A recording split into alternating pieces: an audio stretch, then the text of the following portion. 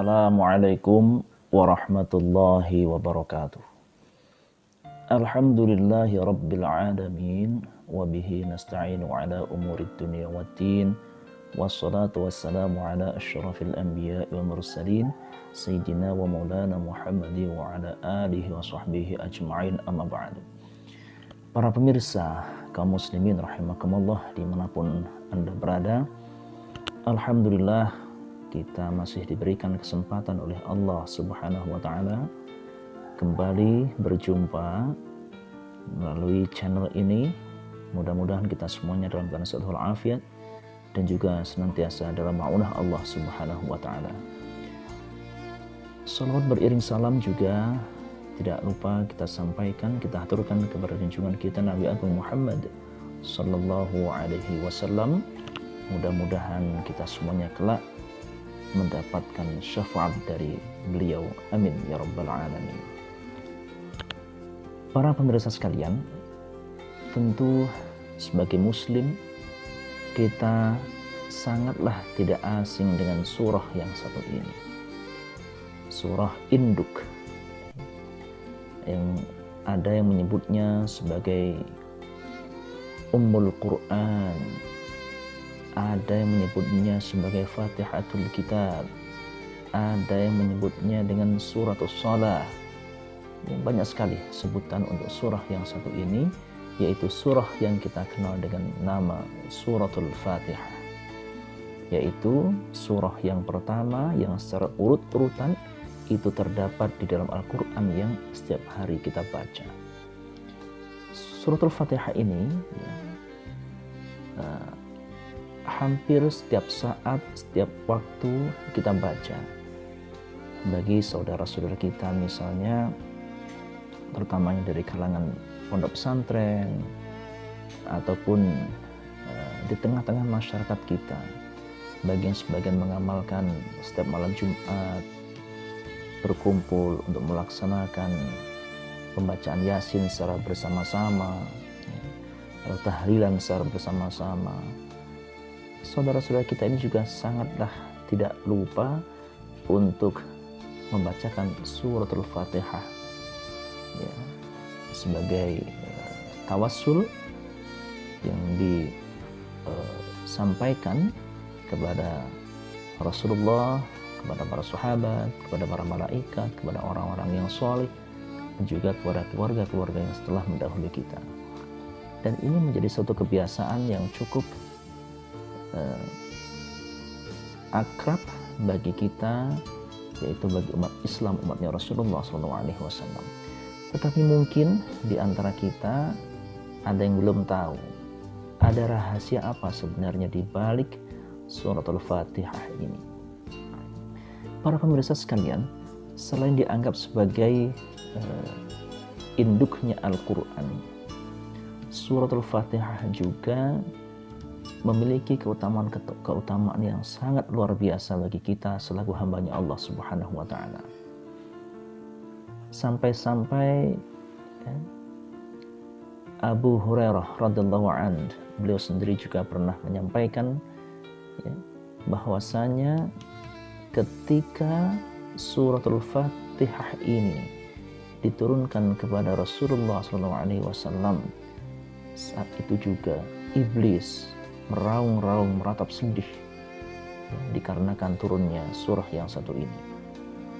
Juga Imam Mujahid, beliau pernah menceritakan bahwa ketika suratul Fatihah ini diturunkan oleh Allah Subhanahu wa Ta'ala kepada Rasulullah SAW, saat itulah iblis meraung-raung, meratap sedih, sampai kemudian bala tentaranya itu mereka berkumpul mendekati sang rajanya, yaitu si iblis ini. Kemudian pasukannya iblis, mereka menanyakan kepada rajanya, "Wahai junjungan, apa yang sedang terjadi? Engkau meraung-raung, kami juga ikut meraung-raung. Engkau meratap sedih, maka kami pun hanya bisa ikut meratap sedih. Sebenarnya apa yang terjadi, wahai junjungan kami?" Maka iblis pun menjawab, "Tahukah kalian, saat ini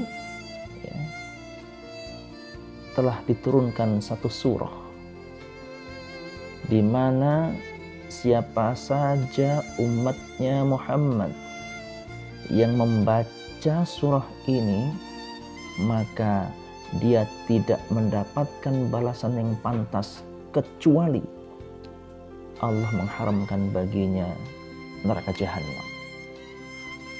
Bisa kita bayangkan, kata iblis ini, seandainya neraka jahanam sudah diharamkan oleh Allah bagi membaca surat ini, maka batallah, sia-sialah daya upaya yang selama ini kita lakukan untuk membuat mereka semuanya terlena.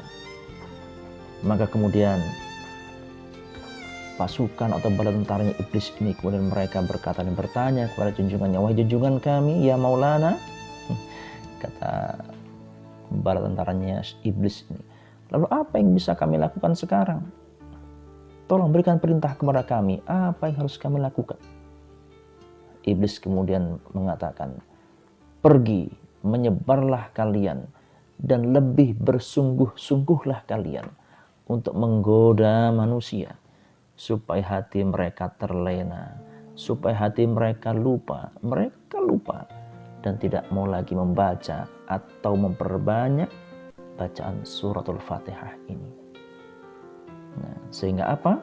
Sehingga kemudian seandainya mereka tidak lagi membaca atau memperbanyak suratul Fatihah, maka mereka tidak lagi mendapatkan balasan, tidak akan lagi mendapatkan pahala dari Allah. Justru sebaliknya, mereka akan mendapatkan iqab atau hukuman dan juga azab dari Allah Subhanahu wa taala.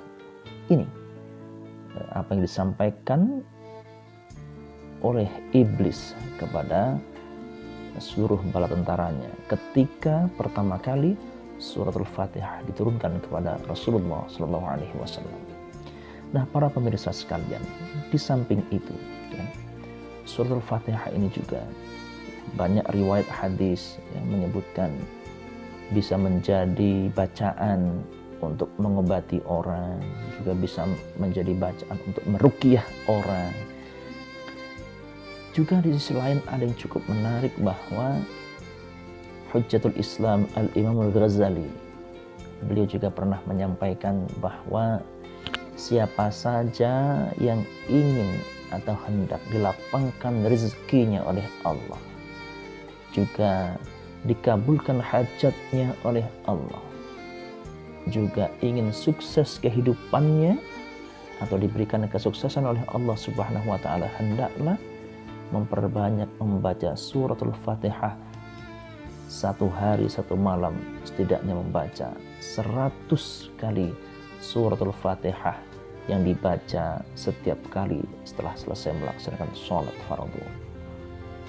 Nah, kemudian 100 kali ini dirinci, yaitu dibaca 30 kali setelah selesai sholat subuh, kemudian 25 kali membaca suratul Fatihah setelah selesai sholat zuhur, kemudian 20 kali dibaca setelah selesai melaksanakan sholat Ashar, kemudian 15 kali dibaca setelah selesai sholat Maghrib, dan 10 kali dibaca setelah selesai menunaikan sholat Isya.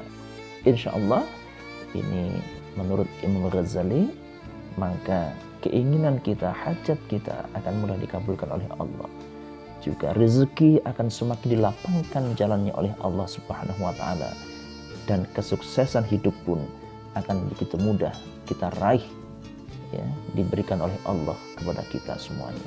Ini di antara beberapa keutamaan yang melekat di dalam suratul Fatihah itu. Oleh karenanya, wahai para saudara-saudaraku sekalian sesama muslim, jangan sekali-kali kita melewatkan untuk memperbanyak bacaan suratul Fatihah ini. Jangan hanya dibaca ketika di dalam sholat saja, atau jangan dibaca ketika hendak membaca Al-Quran saja, tetapi kita baca juga dalam waktu-waktu yang lain, dalam waktu-waktu yang sebisanya, selonggarnya, seleluasanya, terutama waktu waktu setelah selesai kita melaksanakan sholat kita kepada Allah Subhanahu wa Ta'ala. Dan mudah-mudahan seandainya ini semua kita baca dengan niat ikhlas hanya untuk mencapai ridha Allah Subhanahu wa Ta'ala, maka hajat kita pun, keinginan kita pun insya Allah mudah-mudahan akan dikabulkan, diijabah oleh Allah Subhanahu wa Ta'ala. Demikian para pemirsa sekalian, mudah-mudahan ada manfaatnya untuk kita semuanya. Wallahul muwaffiq ila aqwamit thoriq. Wassalamualaikum warahmatullahi wabarakatuh.